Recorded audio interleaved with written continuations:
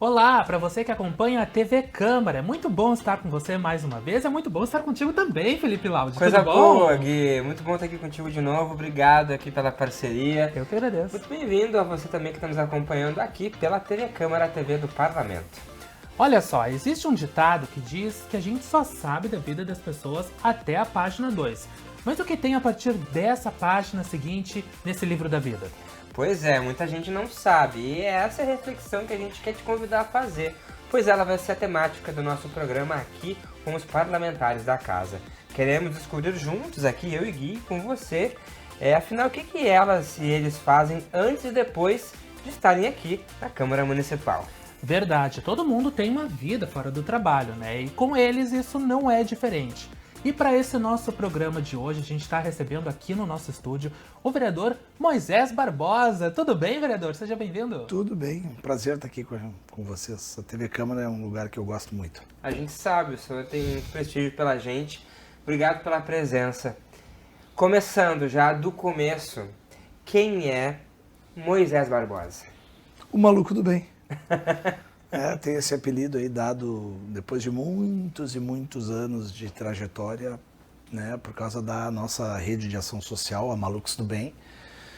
E eu não achei esse apelido, né? Na verdade, esse apelido foi encontrado por um grupo de pessoas quando a gente discutia a última tentativa que eu iria fazer antes de desistir, em 2013, 2014, né? Eu já estava fazendo um trabalho na Amazônia e tinha decidido não concorrer. Aí quando vieram me convencer num processo de criação lá, por que tu não usa? Todo mundo te chama de maluco do bem, por que tu não usa? E a gente acabou no ano de 2016 utilizando. E aí, na verdade, eu acabei virando vereador como suplente na época, né, em 2017. Mas foi uma grata surpresa. E aí, cada vez mais eu comecei a me misturar com o apelido pelo jeito que eu sou, pelos valores que eu tenho, pelo que eu fiz com as experiências que eu vivi. Porque, na verdade, a gente não é as experiências que a gente vive, a gente é o que a gente fez com elas, né? ONG, projeto social, Malucos do Bem, o voluntariado, o senhor tem essa causa muito nobre no coração, é natural mesmo. Como é que isso se estruturou na tua vida? Isso teria que ter mais de um programa para falar, né? Eu sou fruto de um relacionamento que, na verdade, meus pais se separaram, eu tinha 4 anos de idade. A minha irmã ficou na capital e eu fiquei sozinho no interior, sempre em lugares retirados, área rural e tal. Que região mais ou menos? Várias. Eu nasci em São Borja, morei em Uruguaiana, Itaqui, Santo Antônio da Patrulha, vários lugares, né? E o que aconteceu? Eu tive vamos dizer assim, um desejo maior do que, vamos dizer, a maior parte das crianças, de ter coletividade, amizade, de dar um valor para amigo, porque não tinha esse teco não morava em apartamento, né? Sim. Com vizinho na porta, então sempre muito distante. Então sempre, e aí se misturam com a questão que eu falei do que a gente faz com as experiências que a gente teve. Eu, infelizmente, acabei sendo vítima de abuso, violência, durante muitos anos da minha infância, da minha adolescência. Consigo falar disso só há uns 4, 5 anos para cá, que eu consigo externar isso. Conseguiu fazer a terapia para lidar com isso? Sim, tive que buscar há pouco tempo, né? Aí realmente precisaríamos outros programas, né? Quando eu perdi minha mãe, em 2019, que eu tive que, na verdade, enfrentar os esqueletos colocados no armário, né? Que foi em 2019. Então, 2020, 2021 foi um ano bem difícil para mim. E eu, inclusive, cheguei a pensar de renunciar, sair da Câmara, largar a vida pública e só cuidar dos filhos, né? Mas, enfim, a gente conseguiu, com a ajuda de uma profissional muito importante, a gente ter esse espaço para dizer isso. Procure, se tu achar que tem necessidade, né? Um bom profissional. E aí, por causa desse conjunto da obra, eu sempre dei muito valor às amizades, né? Sempre. E sempre saí muito cedo de casa, tem esse componente aí. 13 anos já trabalhava fora, com 14, 15 anos eu decidi sair de casa. não é fugir de casa, foi uma decisão comunicada, né? Eu saí e fui para um colégio interno, em Viamão, a Escola Técnica de Agropecuária, que era uma forma de ter onde morar e estudar. E aí ali, sim, mais ainda eu vi a necessidade de te envolver em projetos coletivos, em voluntariado. Sou um apaixonado pela empatia, né, a capacidade das pessoas se colocarem no lugar das outras. E comecei a frequentar projetos, para responder a tua pergunta, projetos como o Cara Limpa, do Cal Lopes, como projetos de liderança juvenil, que eu via propósito. E aí me senti extremamente feliz quando eu me dava conta que eu era útil, né? Ser útil às pessoas. Então isso fez com que a Malucos do Bem nascesse, numa dificuldade ali no fechamento do projeto do Cal, que era o Cara Limpa, um Mundo Sem Drogas. E aí a gente ficou refém, montamos o nosso próprio projeto, e aí tudo não foi premeditado, né? A gente começou a estudar, se apaixonar por assuntos, grupos, vários temas públicos do meio ambiente, a melhoridade, a educação, a sustentabilidade, a saúde, a segurança. E fui convidado pelo grande Antônio Hohlfeld a prestar esse serviço de forma formal quando ele era vice-governador. Aí eu fui o primeiro presidente do Conselho Estadual de Política Pública de Jovens. E aí fui desafiado sempre e tô aqui. ONG Malucos do Bem que a gente vê nessa foto, isso? Isso, essa foto é muito importante para mim porque ela representa algo muito, muito importante para mim, que não adianta tu subir no cume da montanha se tu não tiver com quem compartilhar a paisagem, né? Que é a coletividade mesmo. No meio político eu vejo que às vezes falta, às vezes as pessoas acabam caindo na cilada do individualismo, das vaidades. Se não fosse pela coletividade, se não fosse... Eu vou ser bem franco, o Felipe me conhece há um tempo, Gui. Eu passei um período nessa época que eu fui para o colégio interno e eu não querendo voltar, né, para minha casa por causa do cara que me judiava, eu fui acolhido por amigos. Então, eu muitas vezes tive no seio familiar de outra família o acolhimento. De dividir um sofá, um chão, e ninguém é melhor do que ninguém. As pessoas que mais me ajudaram são as que menos tinham. E o amigo, ele é a família que tu escolhe. Então, para mim, isso tem um peso essencial em tudo que eu faço. Eu não decido as coisas sozinho. E eu acho muito triste na política as pessoas não se darem conta da questão da coletividade. Se não fosse a coletividade, eu provavelmente não estaria aqui. E a gente vê nessa foto a força dessa coletividade aí. Onde é que é isso, vereador? Isso aí é no Vila Ventura, um lugar que a gente vai fazer alguns encontros, né? E aí nesse grupo tu tem algo que é muito rico, que é a diversidade. Eu me incomodo muito, tu sabe disso. Quando eu vejo preconceitos, rótulos, eu sofro isso todo dia. Seja por ser de um partido político, seja por ser de uma cor, seja por tu ter uma religião, seja por tu ter uma orientação sexual, enfim. Ali está a riqueza da diversidade. Ali eu tenho um amigo que é um grande empresário, ali eu tenho uma dona de casa, ali eu tenho um desempregado, mas são pessoas do bem. São pessoas que em determinado momento não hesitam em fazer o bem para as outras. São quantas pessoas em média? Hoje a gente tem mais ou menos uns 100 e poucos voluntários. Nem todo mundo tem... o voluntariado tem essa característica que, às vezes, inclusive, dificulta de tu fazer um trabalho permanente, né? Como é voluntário, às vezes as pessoas oscilam. Então, tu tem uma participação maior em determinados momentos do ano, né? Em determinadas ações. Tem aquela pessoa que gosta de ajudar projetos de educação. Tem a outra que gosta de meio ambiente, tem a outra que gosta de cortar grama de uma pracinha numa comunidade carente, tem a outra que gosta de esporte, de dar uma orientação no contraturno escolar.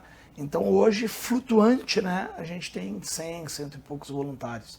Daqueles que são mais periódicos, que é um grupo menor, como sempre, né, e tem também aqueles que são de épocas, né? Tem aqueles que gostam de doar, por exemplo, material por início do ano.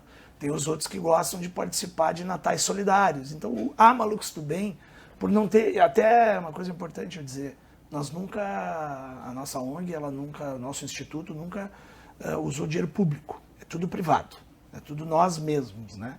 Então, a vontade das pessoas que é respeitada, quando querem e como querem. E uma pergunta curiosa, assim, que eu acredito que eu e mais pessoas também tenham. De onde veio esse nome Maluco do Bem? É o seguinte, quando a gente fechou o projeto que a gente fazia, foi um momento bem difícil.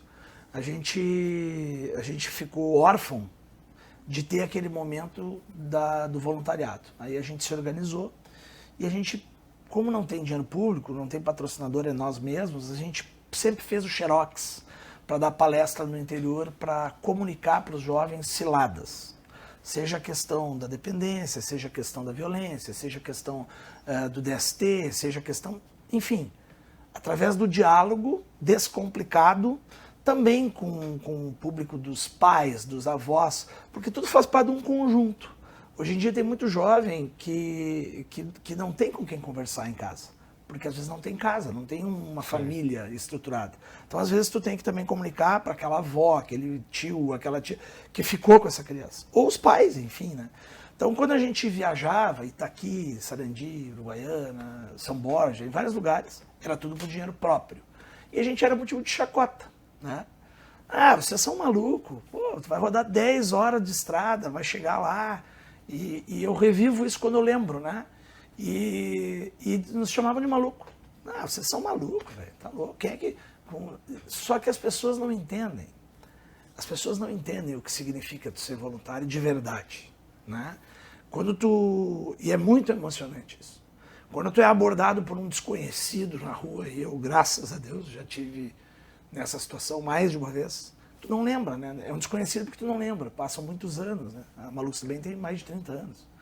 Quando tu é abordado por um desconhecido e ele te abraça de um jeito diferente e diz que tu deu uma palestra no meu colégio e tal, e aquilo, foi tão importante para minha vida e tal. É aquilo que paga. Tu pode não conseguir salvar 1000, mas se tu conseguir ajudar 1 em 1000, valeu a pena. Então, assim, quando a gente era adjetivado de maluco, a gente respondia. Ah, a gente é maluco, mas a gente é do bem. E aí foi ficando. Ah, maluco, mas a gente é do bem, maluco, a gente é do bem. Até o dia que começaram a dizer, o maluco do bem. O maluco do bem. Malucos do bem. O fulano também é maluco do bem. E aí, quando eu vi, eu estava sendo chamado de maluco do bem.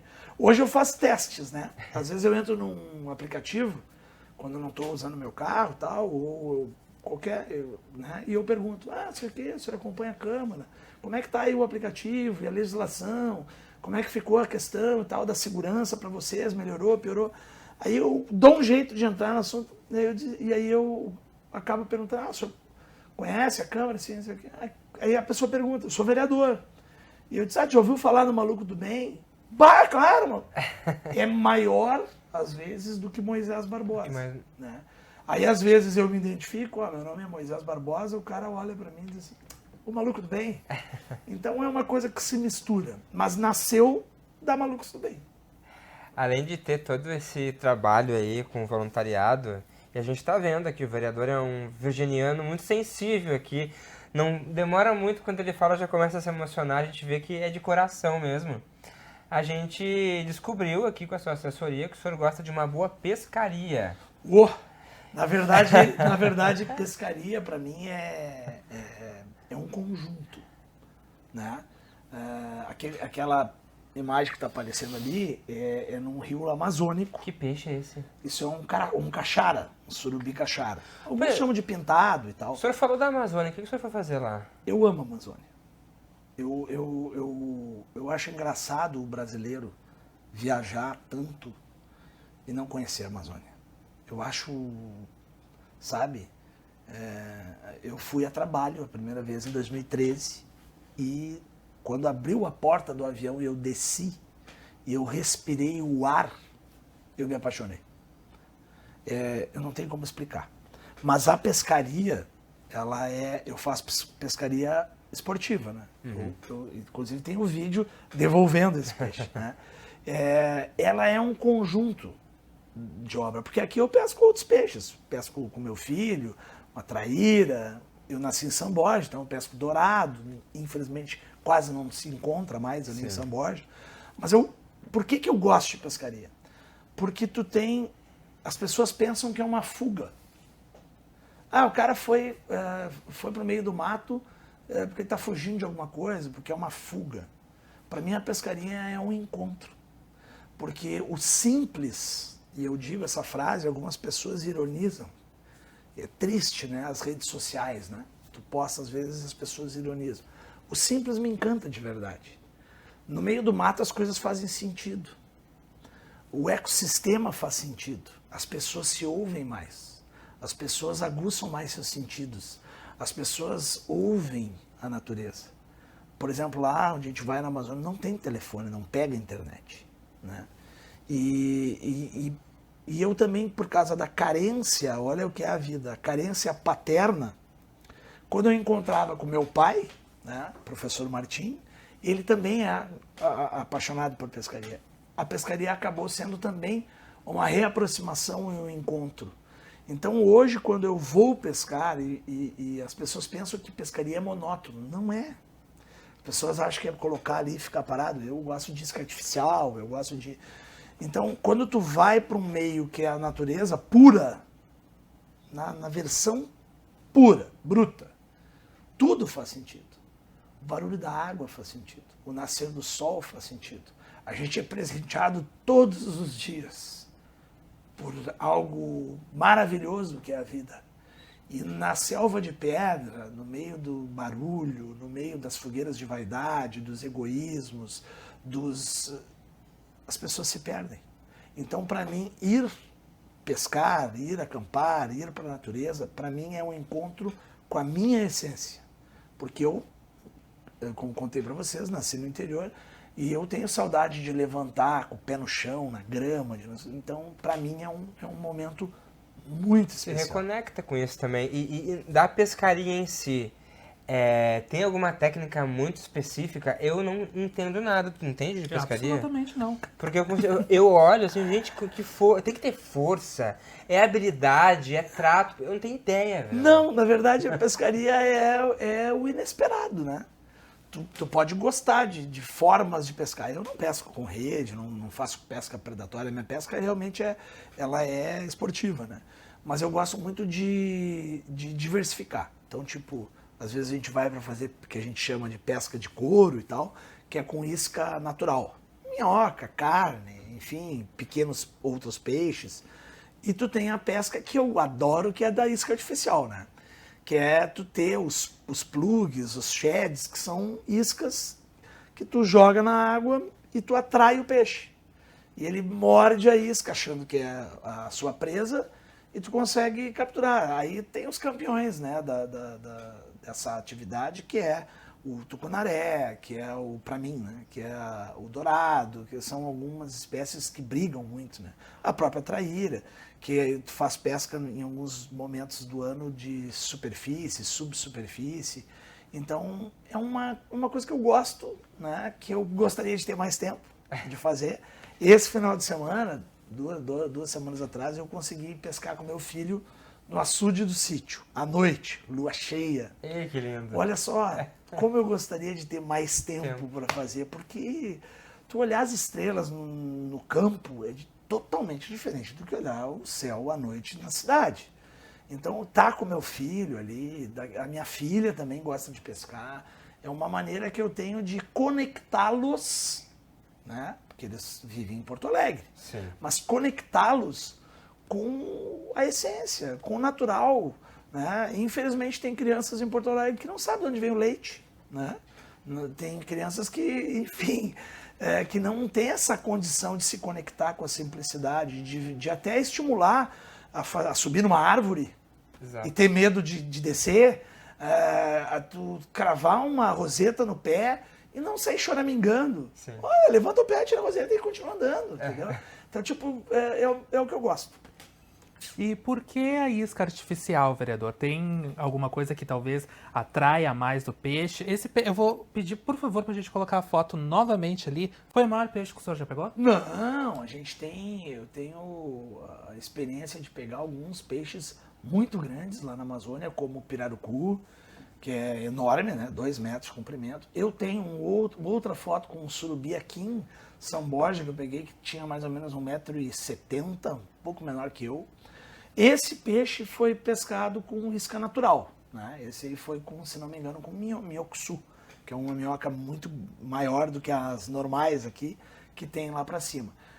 Mas a isca artificial, para não te deixar sem resposta, é que por ela ser artificial, tu tem que ter uma habilidade no arremesso e no recolhimento específica para tu atrair o peixe.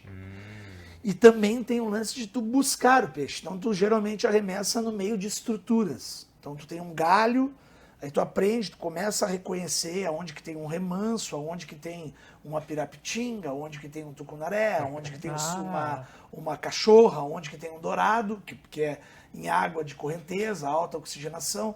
Aí tu começa a fazer o arremesso. Não é que nem o fly, né? Mas eu gosto, por exemplo, de plug de meia água, que é um peixinho coloridinho, que ele vem nadando um pouco abaixo da flor d'água. Eu arremesso buscando provocar o peixe a ele vir.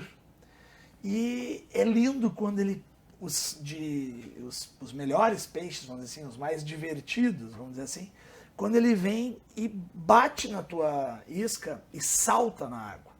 É muito emocionante, porque na verdade quando tu arremessa tu não sabe o que vem, né? Então só quem pesca sabe. Por isso inesperado. Isso, e eu também critico as pessoas que pensam que isso é ruim, vamos dizer assim, para a sustentabilidade.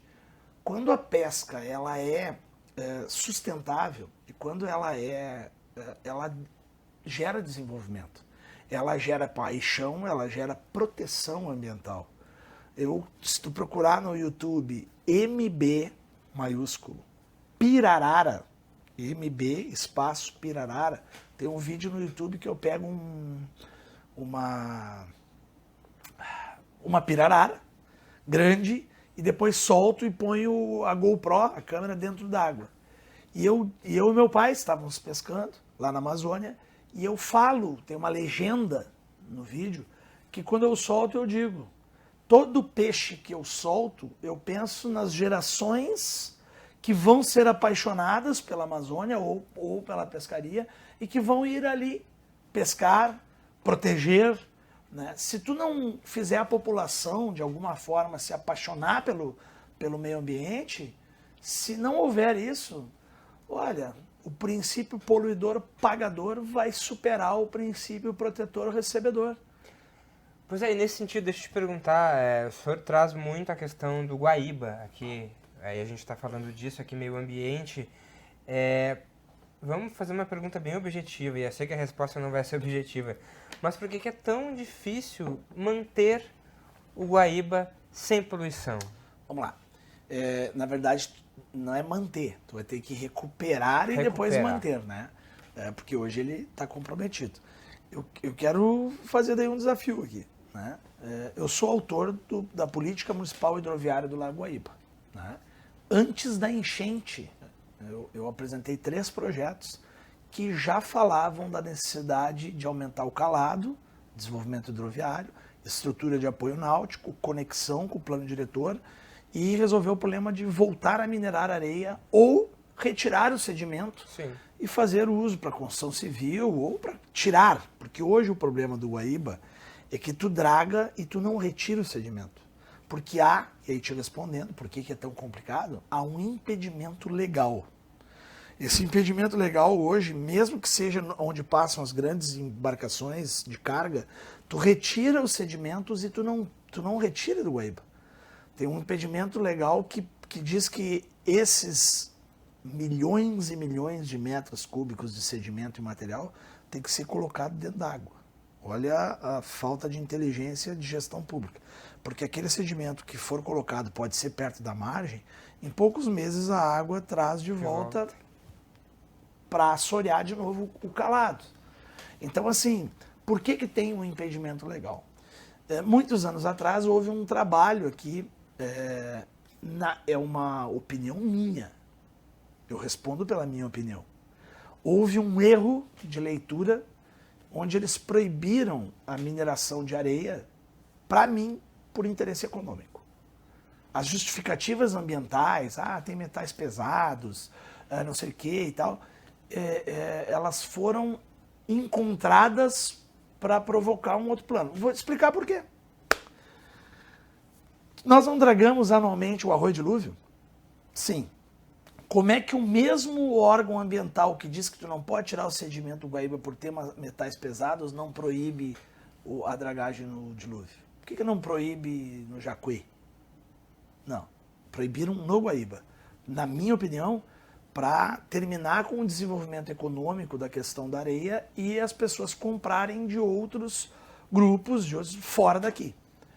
Mas Moisés tem uma explicação que é os metais pesados. Gente, isso está ultrapassado. Isso eu estou falando de 22 anos, essa proibição tem.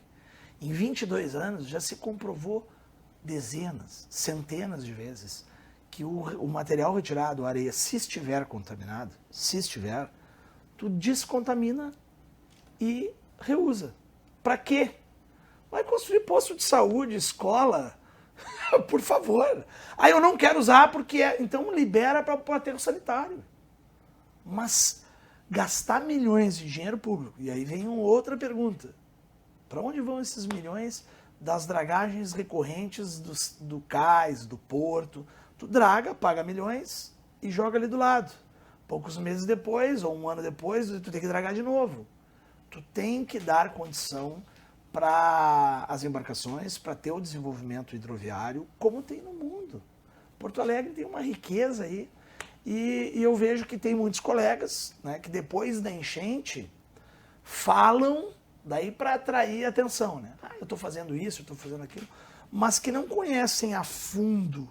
Eu conheci esse problema quando eu trabalhava com o Rolf era vice-governador, o presidente da FEPAM era o Cláudio Dilda, e aconteceu a proibição e começaram a dizer: vai voltar a ter encalhe, vai voltar a nós não termos a condição de desenvolvimento hidroviário. Tá aí. Agora tu pega o catamarã e tu não consegue chegar em determinados lugares, tamanha quantidade de bancos de areia. Eu vou só dar um último dado. Em Viamão tem a escola náutica, né? Clube Náutico Itapuã, o nome. Eu duvidei, o cara me levou lá. Não tem como ter atividade náutica, porque tu atravessa a saída ali das embarcações, tu tem 80 centímetros de água, quando tu tem muito. Às vezes é 50 centímetros, às vezes 40 centímetros. Como é que uma embarcação vai passar? É falta de transporte. O transporte hidroviário é 4 vezes menos poluente, sabe? Então, tem várias vantagens no mundo. Porto Alegre ainda está com problema e o impedimento ainda é jurídico. Não é culpa do Sebastião Melo, não é culpa do Eduardo Leite. Existe um impedimento jurídico para resolver o problema. A gente espera que em 2025 o judiciário resolva isso. Bom, além da água, a gente sabe que o vereador gosta de também circular pelos ares. Sim, essa é uma das benesses desse programa, que a gente vai conhecendo melhor os nossos parlamentares, que até entra naquela questão que o Fê trouxe anteriormente, do que as assessorias nos mandaram, que a gente pediu. Eu vou pedir para colocar, por favor, a foto 2, para um esclarecimento, vereador. Como é que surge essa questão do paraquedismo? 1999. Eu tive, né, na minha vida também o curso preparatório de oficiais da reserva. Eu sou tenente R2, como a gente chama. Tive a oportunidade de comandar um pelotão de operações especiais. E talvez a minha assessoria não tenha escolhido fotos deste momento, porque hoje em dia parece que tu falar de serviço militar já te joga em um campo ideológico, já te joga num partido, né? Então Mas nesta época eu vivi um momento muito importante na minha vida, que é entender os limites, né? E eu, quando comecei a me dar conta que muitos jovens em risco de dependência, procurando inas diferentes, esqueciam que existe uma adrenalina. E o uso da adrenalina em determinados momentos da vida compensam alguns riscos para alguns jovens. Eu comecei a levar jovens para fazer rafting em Três Coroas e para fazer escalada. Começou assim. Depois levei para fazer mergulho de cilindro. E aí um dia, no rafting em Três Coroas, o cara disse assim, pô, tu vem... Papagaio, o nome dele. Tu vem sempre pra cá, cara, tu sabe que no meio do caminho tem paraquedismo. E eu, vou ver qual é que é desse paraquedismo. Cara, é emocionante. Eu já tenho alguns saltos, né? A gente fez o Static Line, que é o curso, e hoje a gente salta já aí, numa altura que dá pra saltar, fazer aquilo ali. Mas o que você passa na cabeça naquele momento? Tu não tem medo de cair? Não, na verdade eu vou te dizer assim, Na verdade, não. ele tá caindo, né? Tá Não, caindo. mas tu até na hora tu não te dá conta que tu tá caindo. Mas na verdade é a emoção que aí te joga no seguinte, tu te dá conta do teu tamanho perante o mundo. Quando abre a porta do avião, vou fazer aqui, tá? Abre a porta do avião, tá? A diferença é essa aqui, tá? Fora a ventania. E entra aquele ventão Rápido. e o avião dá uma inclinadinha pra tu olhar, tu vê que a autoestrada é um fiozinho de cabelo. Tu vê as nuvens abaixo, algumas nuvenzinhas baixas passando embaixo. E aí tu vê aquele mundão, os açudes, barragens, água, o horizonte. Tu te dá conta que tu é um nada. Tu te dá conta que tu é um grão de areia. Tu te dá conta que tu é uma gotinha de água no oceano. E isso, pra mim, me fez eu me dar conta, as primeiras vezes, né, de o quanto é magnífico o planeta. E tu, se tu puder, vamos dizer assim, ter essa noção, talvez tu respeite mais o planeta que tu vive. E aí eu vou dizer uma coisa para vocês, tá? A emoção de tu atravessar, por exemplo, uma dessas pequenas nuvens é incrível. A emoção de quando abre o paraquedas e tu plana e tu vê abaixo de ti o sobrevoo de pássaros, te dá uma percepção diferente da existência. Então, assim, é muito emocionante. E é uma coisa que eu deixei um pouco de fazer depois que virei papai, né? Principalmente da Jamile. Eu fiz um salto já acho que uns 2 anos atrás, e eu confesso que muda a vida, a cabeça da pessoa. Porque daí quando tu vai, por mais que seja um esporte seguro, por mais que tenha tecnologia, por mais que tenha treinamento, tu pensa assim, né? Pá, cara, poxa, velho, tem meus filhos, né? E se acontece alguma coisa aqui, como é que vai ficar na cabeça dessa criança? Por que ele fez isso? E aí eu comecei a pensar, bom, vamos reduzir isso aí. E aí não tenho ido muito. Mas é algo, e eu costumo dizer, as pessoas, as ideias das pessoas, tal, é que nem paraquedas. Só funciona se tu abre. Né? Tu não pode ser egoísta com ideias e tal. Eu tenho certeza que a assessoria mandou aqui por ser uma curiosidade. E agora, se me convidar, eu vou lá, Bora. que gosta. Vamos convidar então. Vereador, o que eu achei muito bacana foi que a gente perguntou se o senhor tinha alguma aptidão, habilidade especial. O senhor respondeu, ser pai. E na foto aqui a gente vê com seus 2 pequenos aí, que já estão, não tão pequenos assim, mas...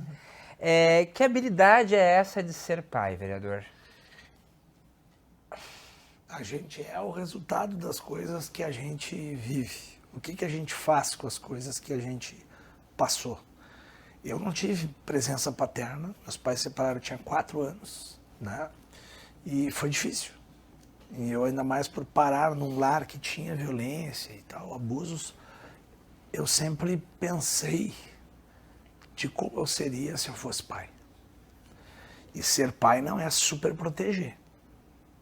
Ser pai é realmente ensinar. E aí eu vou dizer algo importante desse dia aí. A gente vive um momento muito triste na política. É um momento ideológico.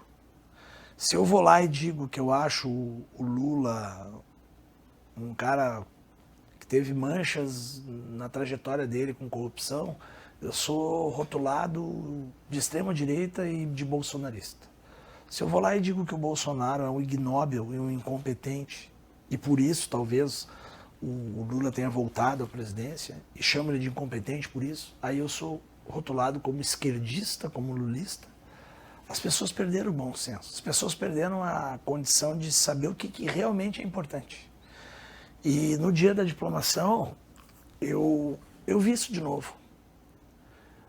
A provocação, as vaias, pessoas que parece que querem sempre disputar, né, a vaia e o aplauso e a mitada nas redes sociais. E as pessoas esquecem que existem coisas muito mais importantes. Quer que eu te diga, a melhor forma que eu tenho de mudar o mundo não é talvez sendo vereador, deputado, presidente da República. A forma mais efetiva é tu educar teus filhos. Porque tu entrega um ser humano melhor para o planeta. Tu entrega um ser humano melhor, um ser humano melhor para o mundo. Entende? Então, tipo assim, aqui...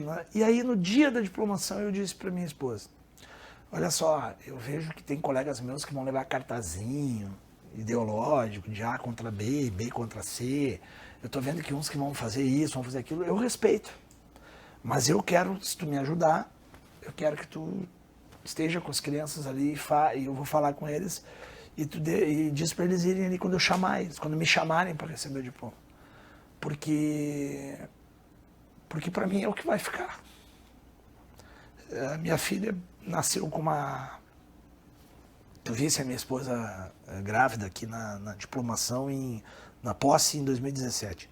A minha filha nasceu com uma hérnia diafragmática congênita e tinha 48 horas de chance de estar aqui ou não estar. Eu ficava no plenário de dia e na UTI neonatal à noite. Eu trocaria absolutamente tudo o que eu tenho. Tudo. Carreira profissional, mandato, tudo. Pelas pessoas, não só os meus filhos.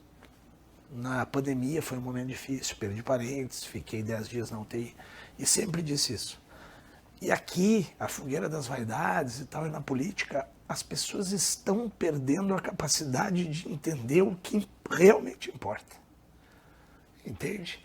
Porque assim, eu não aceito a desumanização. Quando a gente fala aqui, entra em alguns discursos que tem a ver com preconceito, com rótulo. Por exemplo, eu sou vítima, as pessoas olham para mim de cima a baixo e dizem assim, esse cara é do PSDB, o que ele quer falar sobre luta contra o preconceito? Gente, essas bandeiras não têm propriedade ideológica. Eu não aceito um político descredibilizando a saúde, eu não aceito. Então, tipo, quando chegou a diplomação, eu só queria uma coisa. Mostrar para as pessoas que o que importa não é aquela briguinha deles ali, entendeu? O A contra o B, o B contra o A. Tem coisas mais importantes. E para mim, nunca nada, e aí eu respondi, a minha maior aptidão é ser pai. Eu tenho certeza absoluta disso. Eu sou muito melhor pai do que vereador. E não importa que desafios eu tenha pela frente, eu sempre vou ser melhor pai. Porque eu nessa tarefa, eu me dedico sabendo que se eu for bem, tá pago. Porque não tem manual de instrução para ser pai. Ainda mais o seu contexto de vida, da onde o senhor vem. E aí se aprende sendo pai. Sim. E aí, importante tu dizer isso, Felipe, que os nossos pais, é o seguinte, eles... Tu agora, quando tu é pai, tu te dá conta, né? Eu perdi minha mãe em 2019, tu te dá conta, e eu às vezes culpei minha mãe. Pô, por que a minha mãe me botou numa casa que tinha um cara assim? Né? Poxa, tem a vida, a concepção dela, imaginar que a família tinha que ter um provedor, e, enfim, eu não estou aqui para julgar as decisões da minha mãe, né? Por se apaixonar ou por amar alguém, enfim, isso não sou eu que tenho que julgar, né? Mas aí tu te dá conta, quando tu vira pai, que tu nunca vai saber se tu apertar o parafuso muito, teus filhos vão chegar mais longe, ou se tu apertar demais, eles não vão chegar longe porque tu apertou muito. Tu tem que dar liberdade para que cada pessoa seja quem quer ser. Tu tem que proporcionar educação, tu tem que proporcionar uma liberdade vigiada, mas uma liberdade. Tu tem que permitir o que se chama de livre-arbítrio de cada indivíduo e tu tem que apoiar. Eu posso ter qualquer dúvida sobre minha mãe, mas eu te digo o seguinte, foi a pessoa que passou por mais dificuldades junto comigo e foi a pessoa que mesmo numa guerra fez que nem aquele filme do A Vida é Bela, que o cara esconde do filho que tu tá numa guerra mundial. Foi o que a minha mãe fez, entendeu? Então, tipo, dentro das condições do que ela pôde fazer, ela fez com que eu não sofresse tanto. E vou te dizer, eu espero, né, ser sempre um pai que estimule os meus filhos e que passe valor para os meus filhos para que os meus filhos sejam pessoas boas, né? Não me importa as escolhas que eles fizerem. Se eles tiverem dentro de si a condição de serem do bem, pessoas que fazem o bem, pessoas que têm empatia, pessoas que têm valor, repito, tá paga a conta e aí eu estou realizado. Por isso tem uma outra pergunta que vocês fizeram, enviaram para mim, que eu não sabia responder. Que é sobre quais os sonhos. Sim. Né? Que agora, quando tu me fizer a pergunta, eu vou te responder o que eu pensei. Aguarda aí. A gente vai chegar nessa pergunta ainda. Bom, o senhor tem algum talento artístico que ninguém imagine, pela risadinha assim? Qual seria? Não, e não. se o senhor puder demonstrar, claro, A gente esse não adianta talento pra falar, gente. tem que demonstrar. Difícil. Demonstrar vai ser difícil. Não é que ninguém saiba, né? Os mais próximos sabem. Eu leio muito. Eu gosto de ler. Eu durmo pouco. Daí eu leio mais. No mínimo, quantas horas o senhor dorme? Em média, já foi menos, tá? Mas em média umas 4 horas de Uau. sono por média, né? E tá tudo consegue bem. descansar. Cara, às vezes estou um pouco mais cansado e tal, mas é que a minha mente é meio inquieta, né? Então, tipo assim, dizem que a insônia é a vingança dos pensamentos que tu afasta durante o dia.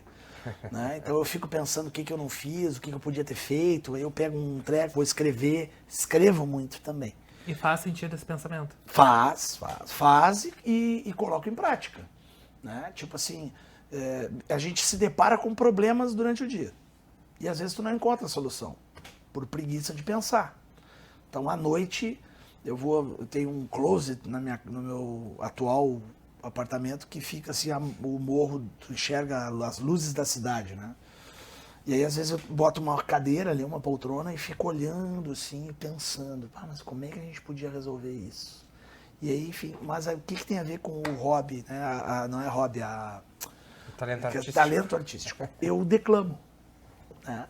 Porque eu quando comecei a ler e comecei a encontrar letras, que também tem a ver com outra pergunta de vocês sobre música, né?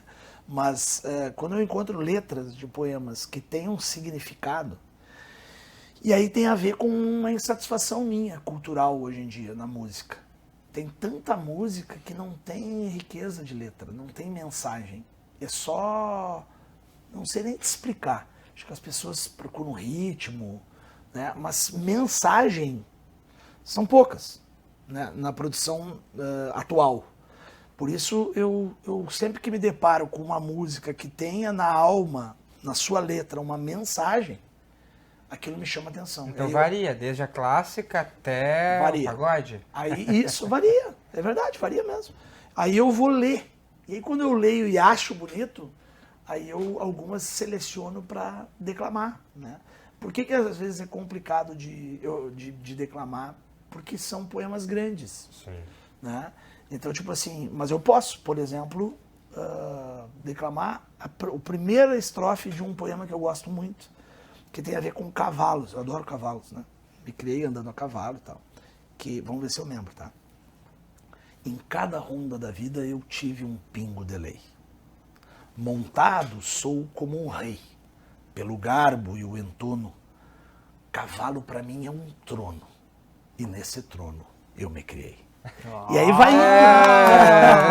E aí vai indo. Aí nesse poema que é do Guilherme Schultz Filho, tu fala sobre cada parte da tua vida, ele tinha um cavalo, com um nome que tinha um significado. Então tem o cavalo da infância, que é o fantasia, tem o cavalo da época que ele ia nos bolichos, tem a época que ele já está mais calmo. Então tem uma história, né? Então, para mim, tem um sentido. Eu acho que as pessoas, que também tem a ver com outra coisa que vocês pediram de objetos, né? As pessoas perdem tempo com coisas que não têm sentido hoje em dia. Para mim, né? Então, assim, artisticamente, eu toco um bumbo legueiro, eu arranho um pouquinho. Eu comecei a arranhar quando eu era pequeno um violão, daí depois larguei de mão, mas gostar mesmo, eu gosto de declamar. Vereadora, a gente falando dos objetos, o senhor trouxe aí, não apenas um, não contente, trouxe 2. Trouxe. Explica pra gente o que eles significam. Isso é uma bússola, e essa bússola aqui, ela é uma bússola que tem um significado muito importante para mim. Eu tenho espiritualidade e eu acredito em Deus. Tem alguma religião específica? Eu sou católico, mas já, vamos dizer assim, capitulei essa bitolação de dizer que tu é de uma religião. A minha religião é Deus, né? Uhum. É a espiritualidade, é acreditar, é ter fé, e tem o natural, não é nada forçado. Até isso me incomoda no meio que a gente vive, tem pessoas que forçam, né? Então, por que a bússola tem muito significado na minha vida? Eu sempre peço para Deus continuar me protegendo. Eu sempre agradeço muito por tudo que eu já passei, por tudo que eu tenho. Eu peço perdão pelas minhas falhas como humano, e eu peço sempre para Ele continuar me guiando no caminho do bem. Todos os dias eu faço isso. Eu peço para Ele não deixar meu coração endurecer, porque a vida, as decepções, né, te magoam e as pessoas cometem um erro. Quando tu deposita confiança em alguém, vou dar um exemplo, e ela te trai a confiança, ou tu te decepciona com alguém, tu acaba mudando. Não vou fazer mais isso pelas pessoas. Quem está vencendo o jogo é o mundo que está aí. Então eu peço para que eu nunca endureça o coração. Mas a bússola tem a ver com a questão de saber onde tu quer ir e tu ir. Tu pode ter dificuldade, tu pode tropeçar, tu pode cair, tu pode chorar, tu pode esbravejar, tu pode ir rastejando. Mas se tu tiver um norte, segue em frente. E temos também aí... uma ampulheta. Que tem a ver com o tempo também. Isso, totalmente. Isso aqui tem tudo a ver também com o que eu acredito que é a vida, né? Eu virei ela aqui, ó, tem 3 minutos, 5 minutos, 7 minutos. Enfim, é a nossa vida. Isso aqui tu não tem como assoprar para cima. Cada dia, de manhã eu falo na frente dos meus filhos, obrigado, Papai do Céu, por mais essa oportunidade. Cada dia que passa, tu tem a oportunidade de ser quem tu quer ser, de tu fazer o bem, de tu ajudar uma pessoa, de tu ser a tua versão melhor de ti mesmo e tentar ajudar as pessoas. Se tu perder aquele dia, ele não volta. Ele vai vir outro dia. Mas aí é a oportunidade de fazer outra coisa boa. Então, para mim, isso aqui sempre teve na minha mesa. É a primeira vez que eu digo por que está na minha mesa. Eu brinco com o pessoal que trabalha comigo, que é para dar tempo de fala nas reuniões. Não é. É que, na verdade, isso para mim sempre teve significado. O meu avô, que foi um exemplo de figura paterna, vamos dizer assim, ele tinha uma do lado da cama. E eu nunca conversei com ele sobre isso, porque ele faleceu, eu era pequeno. Mas quando eu comecei a me dar conta de que a nossa vida é assim, que nem uma areiazinha que vai, eu consegui achar um sentido maior para os meus dias, né? Que é o que eu disse desde o início. Nós somos o resultado do que a gente faz com as experiências que a gente viveu. Então, para mim, isso aqui tem um significado muito grande. Tudo a ver, combina com essa trajetória. Com certeza. E justamente falando sobre essa trajetória, vereador, eu vou pedir para o pessoal colocar a foto número 3, por favor, para a gente conseguir contemplar todas que o senhor mandou. Essa foto aí da sua infância, depois de o senhor hoje ser vereador, de ter a Malucos do Bem, de tudo que já percorreu nessa trajetória, o que o Moisés diria para esse pequeno Moisés? Nunca deixa de ser quem tu é. Nunca. Jamais. Olha só. As pessoas mudam a essência pelo ambiente, pelas vaidades. Nunca muda. A tua essência, se ela é bonita, eu sou um cara que nasci ali, ó. Aquele ali sou eu, ó.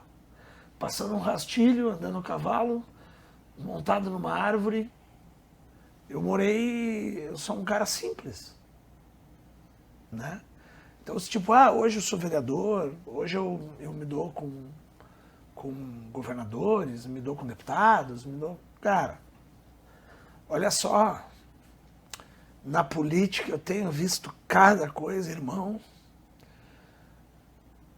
que é assim, ó, tu monta um personagem para ganhar likes, curtidas, compartilhamentos, para tu ser estourado, para tu fazer um caminhão de votos e ser o mais votado. Tu monta um personagem, cara. Tu fala o que tu não acredita. Se tu parar para pensar assim no travesseiro de noite, tem gente que faz discurso contra a vacina que vacinou toda a família. Tô dando um exemplo, né? Tem gente que fala, por outro lado, né? Tem gente que fala deixa eu achar um exemplo aqui. Tem gente que fala que estão vendendo a Amazônia. O cara sabe que não estão vendendo a Amazônia, mas é um discurso que bomba. Então, assim, isso tem muito a ver com o lance que eu falei para vocês, de tu ser quem tu é, né? E tu olhar para trás e tu saber que tu passou dificuldades, entendeu? É a primeira vez que eu digo isso em qualquer lugar aqui com vocês. Naquele dia ali do desfile, aquilo ali em Itaqui, eu devia ter, sei lá, 7 anos ali naquela foto. Eu tinha apanhado horrores na véspera. E porque eu não queria desfilar. Eu fui obrigado e tal. Mas eu fui. E eu tô bem. Eu tô firme. Eu tô aqui. Foi ruim. Foi ruim. Algumas coisas que eu passei foi ruim. Mas eu venci, cara. Eu cheguei aqui. Né? Tipo, eu não sei o quanto contribuiu, o quanto não contribuiu. Eu sei o que não fazer com os meus filhos. Eu sei o que não podem fazer com outras crianças. Tipo, o valor do trabalho. A minha mãe sempre me ensinou o valor do trabalho, né?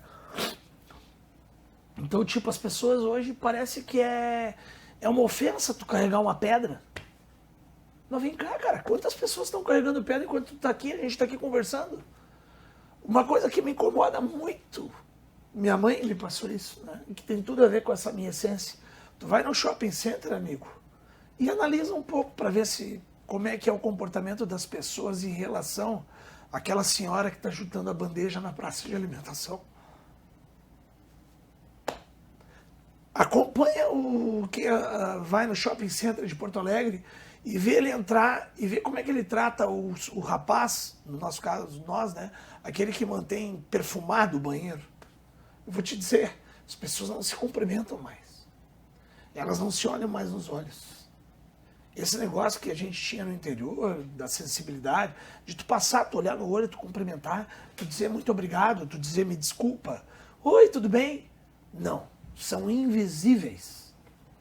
Então, se eu puder proteger essa forma que eu aprendi como valor de ser, cara, eu vou ser feliz. Não importa se pro julgamento externo eu não cheguei aonde queriam. O que importa é eu me sentir feliz. Então, para eu me sentir feliz, eu tenho que proteger isso aí. Isso é muito importante para mim. As memórias, elas nunca vão deixar de te trazer também e te mostrar onde tu está e o que tu conseguiu fazer. Vereador Moisés, a gente queria fazer muito mais perguntas. Esse cara aqui, só para vocês entenderem que entende também de evolução humana, ele adora ler obras do estoicismo. A gente teve até que pesquisar para entender o que era isso. Verdade. Que coisa mais... Que bonito. Hoje, né? Hoje. É que eu sou, que nem aquela... Tenho as fases, né? Eu tenho fases, né? Nesse momento eu estou lendo tudo que posso dos maiores, Epicuro, Sócrates, Marco Aurélio, perdão. Então, assim, é muito importante que a gente sempre estude, né? A evolução. Se tu parar para pensar, por que a gente às vezes tem uma impressão de que no passado os homens conseguiram realizar mais coisas? Eu tenho um palpite. Sempre tive essa O palpite é que as pessoas estudavam mais. As pessoas se lapidavam mais. A vida é um constante lapidar. Tu é uma pedra bruta e tu tem que te lapidar todos os dias. Então, o que eu acredito? Hoje, tu pega um celular e tu vê que as pessoas estão ali viciadas em vídeos curtos. Aí vão passando o dedo assim. Tá pronto, é uma coisa que te atrai. Toma teu tempo. Se tu ratear, tu passa 2 horas fazendo assim, ó, com o dedo. Vem cá, cara. E foi. Pega. O teu tempo. Tu gastou 2 horas passando o dedo numa tela, velho. As pessoas têm preguiça de se questionar. Vem cá, por que eu fiz isso? Cara, por que eu penso assim? Cara, e aí tu, no estoicismo, não vou falar mais, mas no estoicismo tem princípios desses pensadores, né, e vários outros, muito, Sêneca, o Marco Aurélio é um cara que diz o seguinte: olha só, te concentra no que tu pode fazer, porque o resto ou é supérfluo ou não está a teu alcance. Tu não pode impedir a catástrofe climática. O que tu pode fazer? Tu pode preparar a tua casa, tu pode fazer educação ambiental. Se tu tiver capacidade de focar mais no que tu pode influenciar e modificar, bom, daí a gente começa a evoluir como sociedade. Pra gente terminar de te conhecer, a gente tá com o nosso tempo estourado, a gente vai pra última parte, que é aquele ping-pong que não pode pensar muito, né, Gui? Tem que responder o que tiver na mente. Gatilho. Tá bom? Vai lá. Bom, vamos lá, vereador. Um ato de coragem. Voluntariado. Uma notícia que te deixa feliz. Paz. Uma notícia que te deixa triste. Guerra. Uma covardia. Abuso infantil. Uma esperança. Deus. Um medo. A falta de esperança. Ser feliz é? Ser feliz é ter compreensão do nosso tamanho perante a existência. Vereador, obrigado. A gente ficava mais tempo aqui, porque a história que a gente tem pra ouvir, hein? Esse aí foi o Moisés Barbosa. Isso aí. Virou a página com a gente o vereador Moisés Barbosa, quem a gente agradece muito pela presença aqui hoje. A gente vai se encontrando por aí nos corredores da Câmara Municipal. Obrigado, Felipe. Acabou. Eu que agradeço. Obrigado, Gui. Até a próxima. E a gente te convida a seguir nos acompanhando para descobrir outras vidas de mais parlamentares aqui. Tchau. Tchau.